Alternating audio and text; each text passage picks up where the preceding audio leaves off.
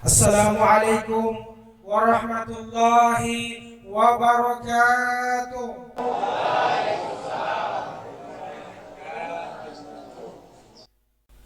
Yang kami hormati dan kami banggakan Bapak Kasih Binadik Lapas Kelas 2 Gorontalo, Bapak Kasdinato Sarjana Hukum, yang sama-sama kami muliakan Bapak Al-Ustadz Penceramah Abdul Ghaffar Lalin SIP MPD, yang kami hormati Ketua Badan Tamir Masjid At-Taubah Lapas Kelas 2 Gorontalo.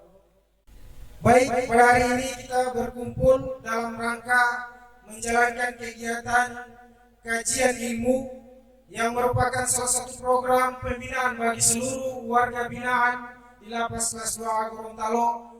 Baik hadirin jamaah Masjid At-Taubah Lapas Kelas 2 Gorontalo, sebelum kita masuk pada acara inti, marilah kita sama-sama mendengarkan arahan maupun bimbingan dari Bapak Kasih Binadik. Maka dari itu kami persilakan kepada beliau. Bismillahirrahmanirrahim. Assalamualaikum warahmatullahi wabarakatuh. Hamdan wa syukran lillah, amma ba'du. Asyhadu an la ilaha illallah wa asyhadu anna Muhammadan abduhu wa rasuluh. Yang sama-sama kita hormati, kita muliakan Al-Mukarram Bapak Abdul Ghaffar Lalin. Ini kali kedua kita jumpa di tempat ini. Yang kami hormati Ketua Harian Badan Tamir Masjid, segenap pengurus dan jamaah Masjid At-Taubah yang insya Allah kita sama-sama dimuliakan dan dirahmati oleh Allah Subhanahu wa Ta'ala. Puji syukur kehadirat Allah Subhanahu wa Ta'ala karena pada kesempatan ini kita masih diberikan nikmat untuk bisa berkumpul di tempat ini dalam rangka kegiatan kajian ilmu.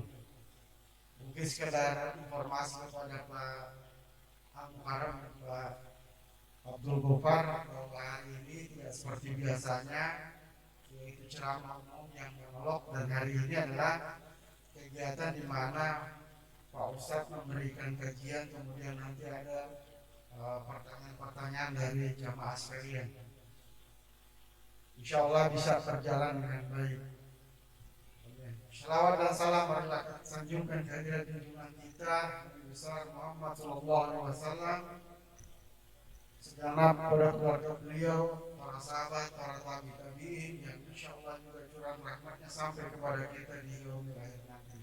Amin ya rabbal alamin. Jamaah Masjid At-Taubah yang dirahmati Allah Subhanahu wa Ta'ala, tentunya kami memberikan apresiasi dan terima kasih yang sebesar-besarnya pada jamaah, pada panitia atas penyelenggaraan kegiatan Maulid Nabi Muhammad SAW yang kemarin peringatannya kita laksanakan di tanggal 22. Mudah-mudahan kegiatan itu bukan hanya sekedar seremoni belaka, tetapi kemudian menjadi bentuk momentum kita menata diri kita, menata hati kita, bagaimana kecintaan kita kepada Rasulullah SAW. Kita teladani sikap-sikap beliau, perbuatan beliau yang tentunya akan memberikan syafaat kepada kita semua. Mungkin itu yang dari kami sementara, karena kajian ini insya Allah kita akan berlangsung paling lambat sampai dengan 16.45, dan mudah-mudahan para jamaah sekalian bisa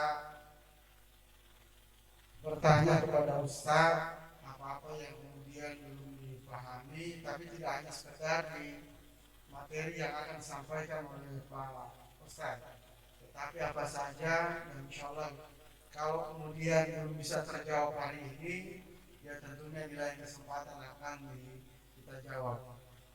Sekian, terima kasih. Billahi taufiq wal hidayah. Assalamualaikum warahmatullahi wabarakatuh. Waalaikumsalam warahmatullahi wabarakatuh. Itulah tadi penyampaian dari Bapak Kasih tadi. Mudah-mudahan apa yang disampaikan beliau bisa kita pahami dan cermati bersama. Baik, jemaah Masjid At-Taubah Lapas Kelas 2 Gorontalo. Selanjutnya kita masuk pada acara inti, yaitu kajian ilmu sekaligus dengan sesi tanya jawab. Pada Pak Ustadz, waktu dan tempat kami persilakan. Assalamualaikum warahmatullahi wabarakatuh. Waalaikumsalam warahmatullahi wabarakatuh. Innal hamdalillahi nahmaduhu wa nasta'inuhu wa nastaghfiruh. Wa na'udzu billahi min shururi anfusina wa min sayyiati a'malina. May yahdihillahu fala mudilla lahu wa may yudlil fala hadiya lahu. Nashhadu an la ilaha illallah wahdahu la syarika lah. Wa nashhadu anna Muhammadan abduhu wa rasuluhu la nabiyya ba'dah.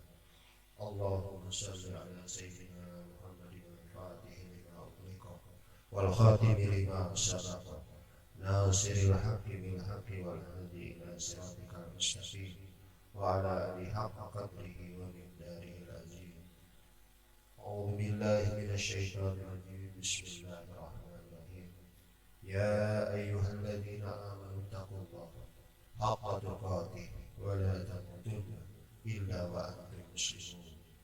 Ya ayyuhan nasu taqu rabbakumul ladzi khalaqakum min nafsin wahidah wa khalaqa minha zawjaha wa basa minhuma rijalan katsiran wa nisaa'a wattaqullaha alladzi tasaaluna bihi wal arham innallaha kana 'alaykum raqiba.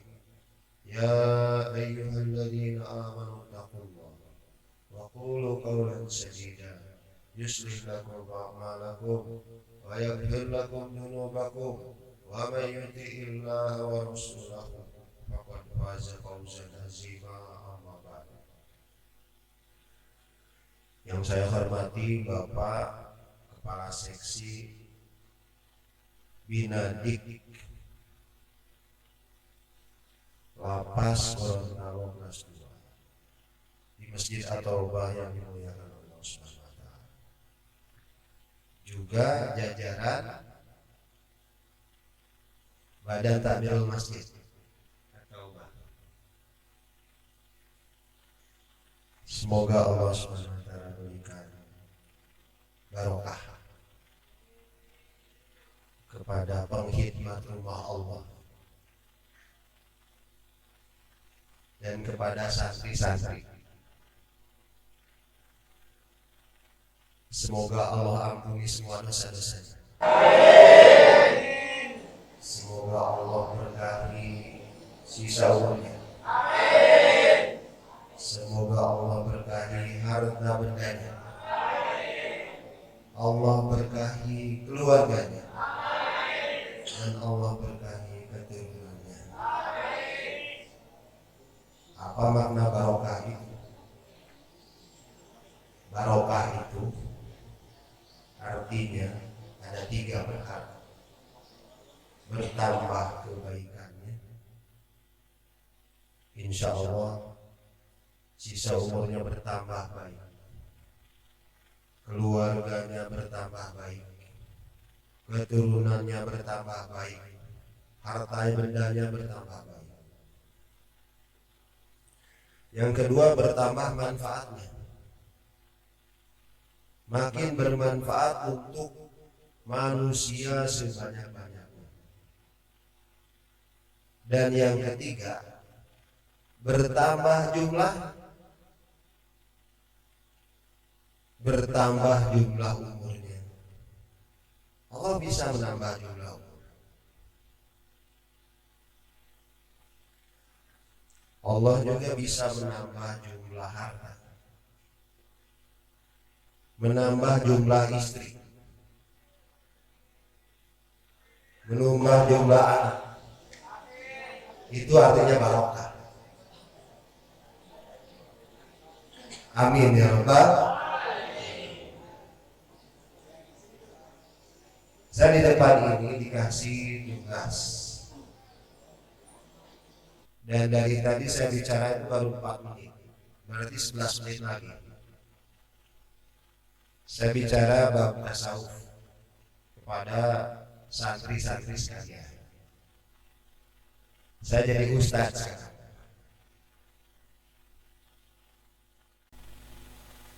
Merasa menyesal telah melakukan kesalahan-kesalahan yang mengakibatkan menjadi dosa-dosa kita, yang ada hubungannya langsung dengan Allah, atau dosa yang disebabkan hubungan kita kepada sesama manusia. Lu harus tobat. Coba pertama, kalau benar dalam perkara ini, Allah ampuni dosa-dosa kita. Ketika kita mempelajari sesuatu, Allah Subhanahu wa taala pun akan memberikan ilmu itu kepada kita. Kalau sudah tobat, maka bab pertama itu tobat. Astagfirullahaladzim. Ucapkan astagfirullah. Lagi astagfirullahaladzim. Sekarang nggak pakai al-azim. Astagfirullah. Astagfirullah. Astagfirullah. Astagfirullah. Astagfirullah. Astagfirullah. Astagfirullah.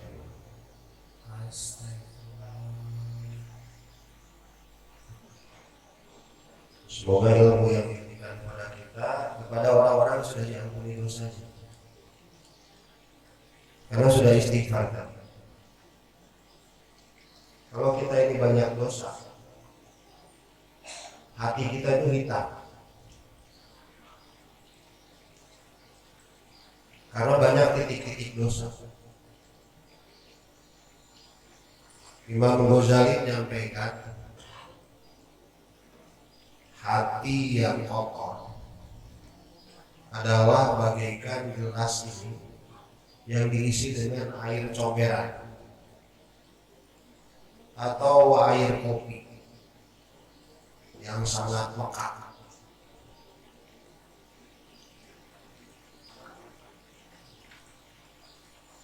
Ketika ada cahaya masuk ke dalam hati yang kotor, karena kita bertobat, maka cahaya itu dipantulkan. Yang terjadi perdebatan, diingatkan tidak mau. Namun bila cahaya hati yang bersih ini bagaikan gelas yang saya pegang ini, dia ada isi air, tapi airnya jernih. Jangankan cahaya senter, cahaya lilin dekatkan, maka cahaya itu akan menyinari lilin itu dan akan membuat gelas itu menjadi bersinar, bahkan membiaskan sinar itu kepada yang lain. Inilah ciri orang yang hatinya bersih karena bertobat kepada Allah. Ketika ilmu diberikan, ilmu itu menerangi dirinya, bahkan ilmu itu menjadi tauladan dan menjadi sebab bahagianya, menjadi sebab barokahnya, jadi sebab tersebarnya ilmu kepada orang-orang di sekitarnya. Kalau hatinya bersih.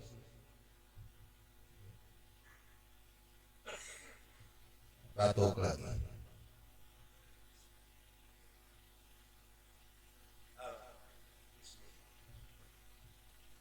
Alhamdulillah.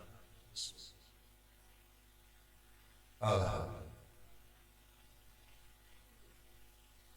Barang siapa minum seperti tadi, selama air itu ada di dalam perutnya, orang tersebut tidak akan berpikir untuk berbuat maksiat kepada Allah. Insyaallah ya. Tapi bila hati ini kotor, dia bagaikan air yang berisi gelas yang berisi air gelap. Di center bukannya membias pada dirinya, bahkan dibiaskan pada yang lain, yang ada ditolak lagi. Ini hati yang tidak bertobat kepada Allah. Tamsil berikutnya dari hati yang bersih.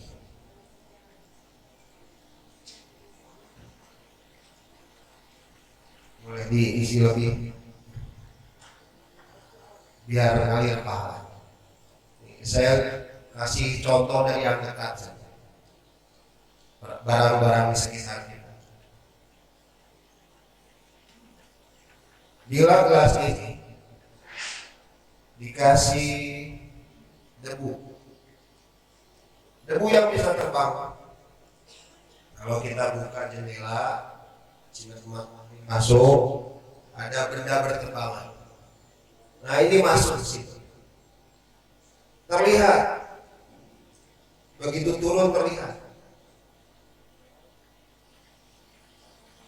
Tapi kalau ini air kopi atau air comberan, jangankan debu, batu saja dimasukkan nggak kelihatan. Gelap, ada batu nggak tahu, karena masuk ke dalam air yang kotor.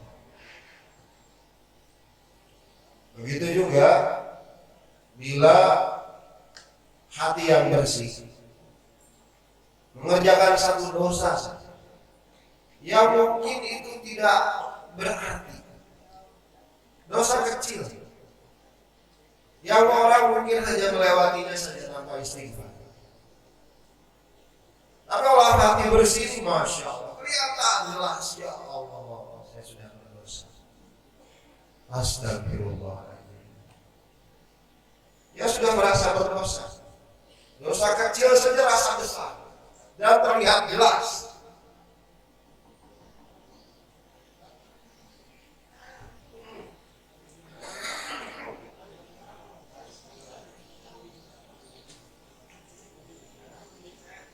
Alhamdulillah sekalian. Tapi masya Allah, hati kotor ya Allah. Dosa besar saja tidak terasa.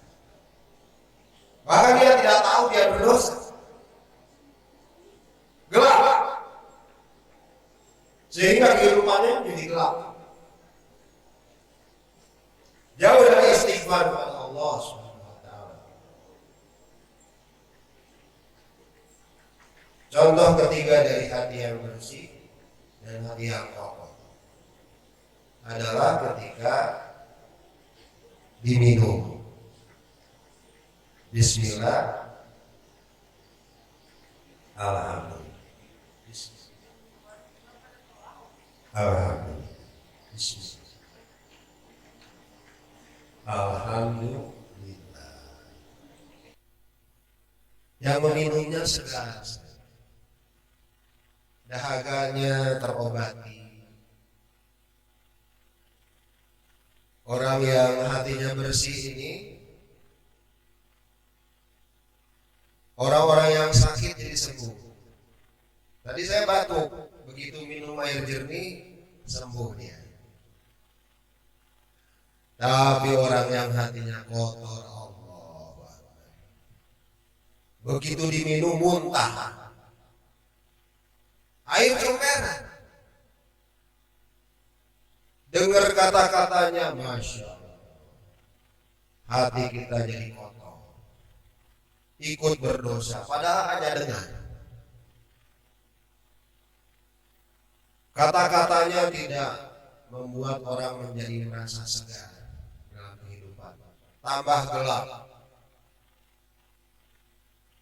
Kata-katanya didengar orang menyakiti hati. Ini tanda hati kotor.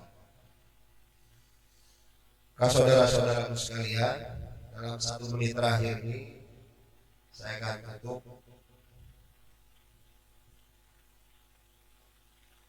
pembicaraan kita dengan sebuah kisah. Kisahnya Nabi Khidir alaihissalam.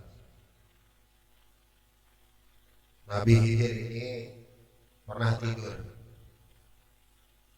Dia dikasih di dalam sebuah mimpinya, wah Khidir, kalau kamu bangun, pertama yang kau lihat makan. Yang kedua, perkara yang kedua yang kau temui, kuburkan. Perkara ketiga yang kau temui, tinggalkan. Perkara keempat, tunaikan amanahnya. Perkara keempat yang kau temui, tunaikan amanah. Yang kelima, perkara kelima yang kau temui, jangan putuskan harapannya kepada Allah. Sudah mimpi begitu, dia bak. Yang pertama dilihat gunung.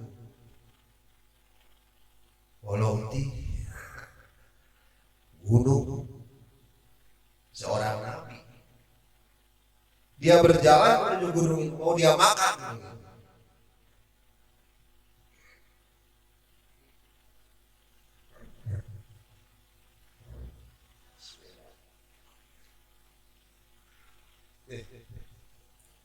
Tutup dulu kitab dan guru bahasa.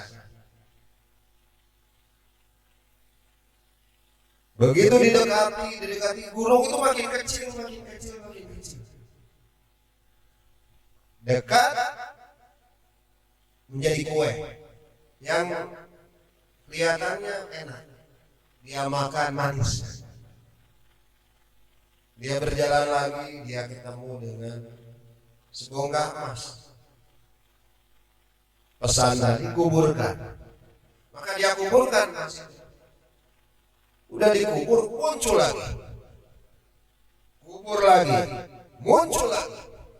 Kubur lagi, muncul lagi. Ya Allah, aku sudah tunaikan tugasku.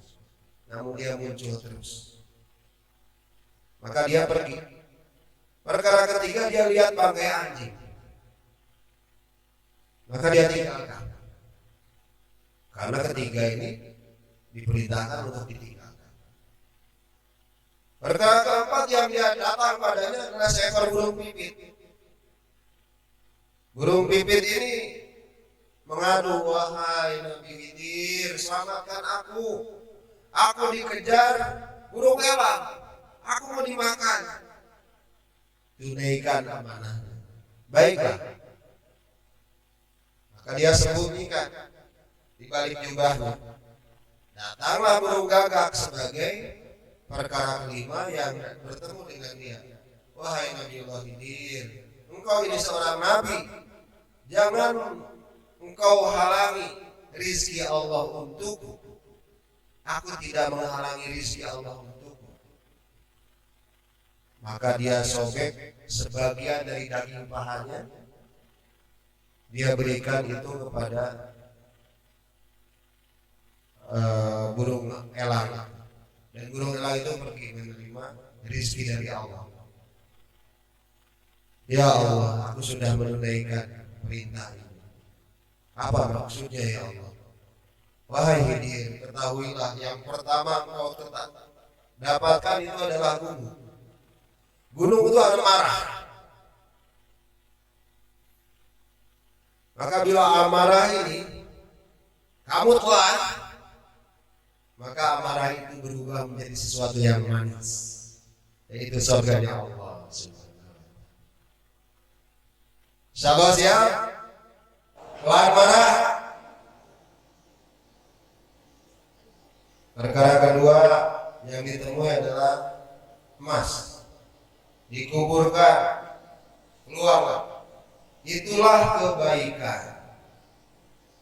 Sedalam apapun kau sembunyikan kebaikanmu, maka Allah Subhanahu wa taala suatu hari nanti akan membukanya. Ada seorang yang tiap malam itu memberikan makanan kepada orang-orang miskin, membawa gandum simpan di rumah luar, sehingga tiap pagi itu orang miskin ya ada gandum dari mana.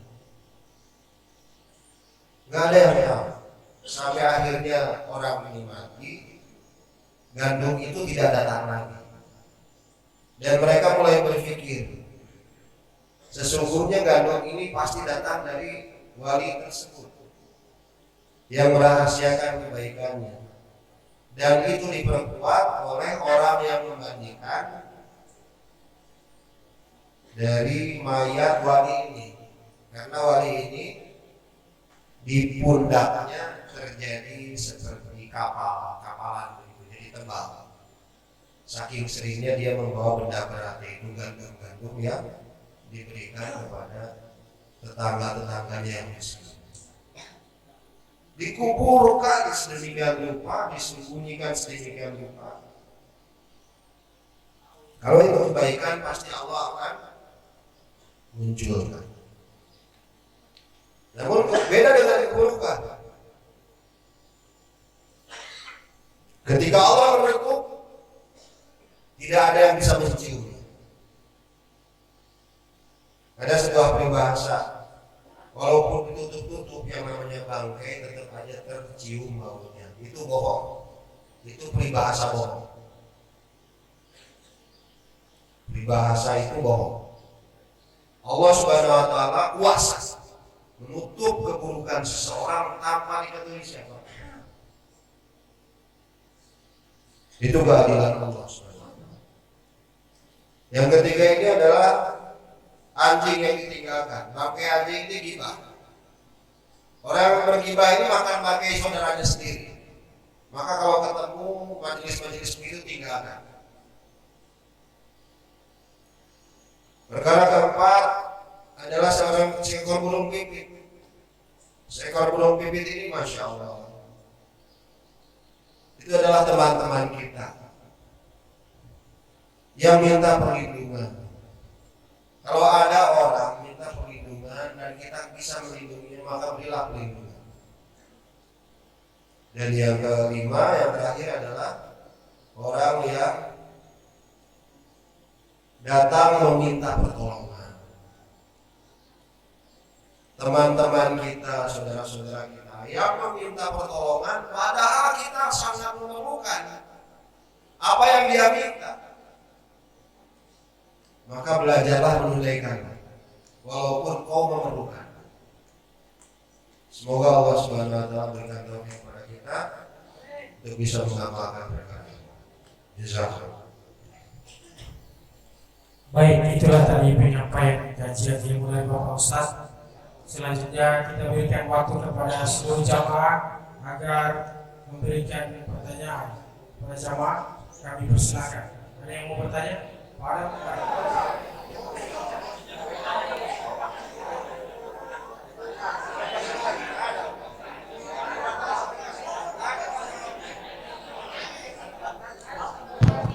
Ya, makasih. Bismillahirrahmanirrahim. Assalamualaikum warahmatullahi wabarakatuh. Terima kasih atas waktunya dan saya terlupain aja pertanyaan. Tadi barusan dijelaskan tentang kotornya hati. Bahkan tadi dia nawikan menjadi pertanyaan saya Bapak Ustaz. Kira-kira bagaimana membersihkan hati yang kotor? Lalu setelah bersih, kira-kira bagaimana agar hati itu tetap konsisten untuk tidak kotor lagi? Yang kedua, kaitannya dengan surat Al-Ahzab ayat 56, Pak Ustaz. Innallaha malaikatahu yusalluna 'alan nabi. Sesungguhnya Allah dan malaikat itu berselawat atas Nabi. Yang jadi pertanyaan saya, apakah Allah dan malaikat itu hanya berselawat atas Nabi Muhammad SAW atau atas seluruh Nabi? Demikian. Assalamualaikum warahmatullahi wabarakatuh. Baik, kepada Pak Ustaz kami persilakan.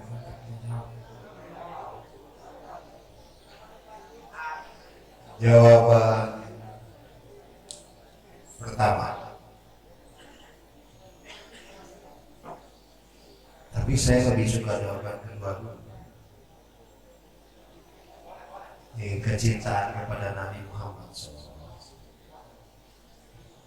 Yang pertama saya jadikan kedua. Demi kecintaan saya kepada Nabi Muhammad SAW, saya jawab dulu yang kedua. Ketika Allah Subhanahu wa taala belum menciptakan apapun, hanya Allah sendiri. Tidak ada makhluk, tidak ada apapun kecuali Allah saja. Allah menciptakan yang pertama ini adalah Nur Muhammad SAW. makhluk paling senior, Nur Muhammad Sallallahu Alaihi Wasallam. Yang kedua, Allah ciptakan air. Ini perkara yang kedua. Bismillah. Alhamdulillah. Yang ketiga, Allah Subhanahu wa taala menciptakan arasy. Singgasana Allah Subhanahu wa taala. Bukan berarti Allah duduk di sana. Singgasana raja, duduklah raja di sana, tidak. Kalau Allah duduk berarti Allah ada pantatnya. Nanti ada pertanyaan-pertanyaan lain yang menghina Allah.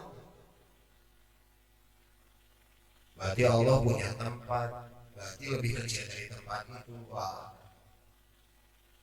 Tidak boleh. Arasy sudah. Dia makhluk Allah, melambangkan kehebatan, keagungan, kekuasaan Allah. Yang keempat, Allah menciptakan kursi Allah. Yang kelima, Allah ciptakan 7 lapis langit. Yang keenam, Allah ciptakan 7 lapis bumi. Yang ketujuh, Allah ciptakan Lauhul Mahfuz. Karena itu kitab yang diciptakan dari nur yang dibekukan, cahaya dibekukan. Allah kuasa, makhluk tidak kuasa. Menjadi lempengan-lempengan logam mulia berupa kitab. Yang kedelapan, Allah ciptakan dia kolam, bukan kolam renang, ini kolam bahasa Arab. Kolam pena, kolamun tercipta dari nur juga, tintanya dari nur juga. Kalau perkara ini boleh kita membayang-bayang. Kalau zat Allah nggak boleh. Kitabnya dari nur yang dibekukan sehingga menjadi logam yang sangat mulia, ditulis pakai laser. Tinta sudah kering. Bahkan pertemuan ini sudah ada di Lauhul Mahfuz. 50.000 tahun yang lalu Allah Subhanahu wa taala sudah sediakan beras, roti yang dimakan bapak-bapak di lapas ini. Harus dimakan di sini, nggak bisa di luar. Sudah ditulis di sana. Saudara hanya melewatinya saja. Setiap teguk yang saya minum tadi sudah ditulis di Lauhul Mahfuz. Allah tahu, saya nggak tahu. Berapa teguk Allah tahu. Tegukan terakhir nanti kapan saya tidak tahu. Kita tidak tahu dan lupa. Allah sudah sediakan. Yang ke-9, Allah ciptakan surga. Agak junior sedikit ini surga dibanding yang lain-lain. Yang ke-10 Allah ciptakan neraka. Yang ke-11 Allah ciptakan malaikat. Yang ke-12 Nabiullah Adam. Yang ke-13 Sayyidatina Hawa, dari tulang rusuk Nabiullah Adam. Makhluk senior Nur Muhammad Sallallahu Alaihi Wasallam diisrakan, dimi'rajkan. Yang mengucapkan salam siapa? Assalamu alayka ayyuhan nabiyyu wa rahmatullahi wa barakatuh. Kita artikan Assalamu alayka. Ini selalu dibaca di dalam sholat kita. Assalamu alayka, keselamatan, assalam. Makanya kita nggak boleh bilang Assalamualaikum warahmatullahi. Menutup sholat kayak tadi, sholatnya tidak sah. Assalamualaikum warahmatullahi, baru sah. Kalau Assalamualaikum, mau selekoh apapun, mau sefasih apapun tidak sah karena tidak pakai assalam. Assalamualaikum warahmatullahi wabarakatuh. Itu nutup sholat, membahas fikih sedikit. Ini ucapan Allah, assalamualaikum, keselamatan atasmu. Assalamualaikum.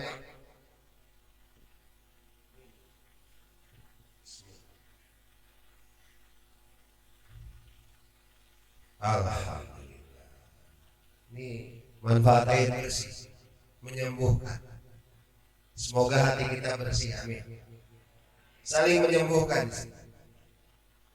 Assalamualaikum ayyuhan nabi, wahai nabi. Berarti yang mengucapkan Allah. Assalamualaikum ayyuhan nabi wa rahmatullahi wa barakatuh. Kasih sayang juga barokah. Udah salam, kasih sayang barokah untukmu wahai nabi. Salawatnya Allah. Allah mendengar ketika mengucapkan itu dijawab oleh Nabi Muhammad, assalamu alayna wa ala ibadillahi shalihin. Ini ucapan Nabi ini supaya salam Allah itu tidak hanya untuk Nabi Muhammad saja, tapi untuk nabi-nabi yang lain juga. Ini Nabi yang melanjutkan supaya sholawat ini tidak hanya untuk Rasulullah, tapi untuk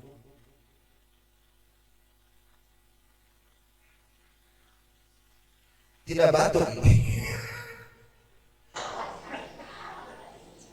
Saya lagi mikir.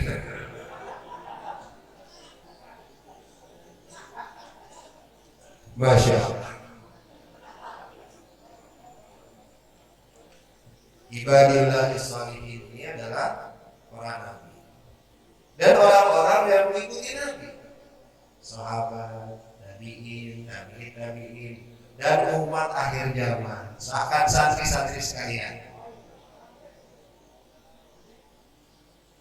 Sehingga Allah SWT ini diteruskan sholawat kepada Rasulullah, dan kita selalu membaca itu di dalam sholat kita. Semoga jawabannya tidak puas. Jawaban pertama, saya lupa lagi pertanyaannya. Oh iya, bersihkan hati yang kotor. Membersihkan hati yang kotor. Amalannya 2. Amalan 2 ini amalan dari Rasulullah Sallallahu Alaihi Wasallam, yaitu yang pertama amalan yang diam, yang kedua amalan yang hidup. Apa itu amalan yang diam? Antum diam mengingat mati dan mengingat kehidupan setelah mati.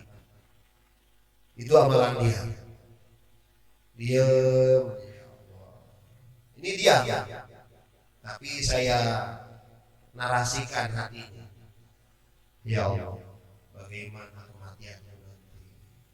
Ya Allah, bagaimana kematian orang tua? Ya Allah, bagaimana kematian istriku, anakku? Akankah mati husnul? Dipikirkan apa bekalnya setelah mati. Ini akan membersihkan hati. Mengingat mati.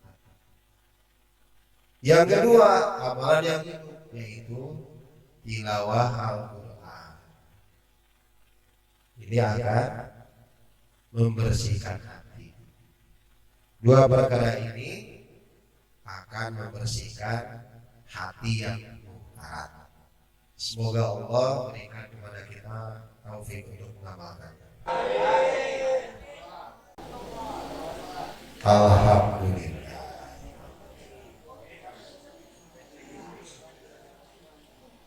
Subhanaka Allahumma wa bihamdika asyhadu an la ilaha illa anta astaghfiruka wa atubu ilaik.